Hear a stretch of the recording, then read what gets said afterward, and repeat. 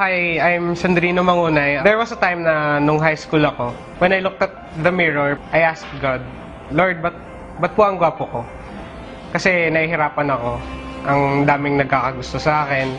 As in, every time, kahit saan ako pumunta, basta ang daming nagkakagusto sa akin. Tapos, parang sobrang depressed na ako nun. That was the lowest part of my life talaga na sobrang down ako. Na thinking about that one na parang grabe. Bakit? Ba't ako pinanganak ng ganito? Bakit nung high school ako lalo pa akong gumwapo? So, bali ginawa ko siya ng paraan. Nagpataba ako. Kain ako ng kain. Kahit di ko naman gusto yung ulam. Kahit, alam mo yun, isaw. Hindi ko naman talaga siya gusto dati. Gusto ko lang talaga is yung mga pang-healthy lang. So, ganun. So, ginawa ko, kumain hanggang sa tumaba ako. Pero wala pa rin. Gwapo pa rin ako nun. So, there was a time din na na-engage ako sa Victory na nakasagot din ng mga tanong ko sa buhay kasi that's one of the biggest questions in my life. Bakit sobrang pogi ko talaga?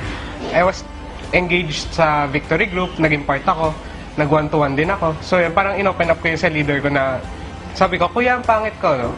Sabi niya sa akin, hindi pogi ka nga eh. Tapos naiiyak ako nung time na yun.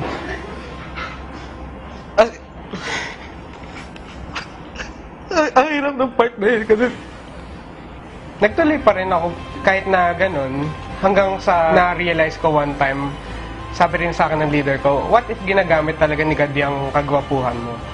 Wag mo namang sirain para lang hindi ka mahirapan sa struggles, gano'n. Sabi ko, nga no. Napansin ko nga, pag pupunta ako ng church, grabe overflow yung room eh. As in, pagka alam nilang pupunta ako doon, kailangan yung mga ushers prepared na yung overflow room kasi marami nang pupunta doon. Kasi hindi ko alam eh, parang artista lang talaga ako tignan.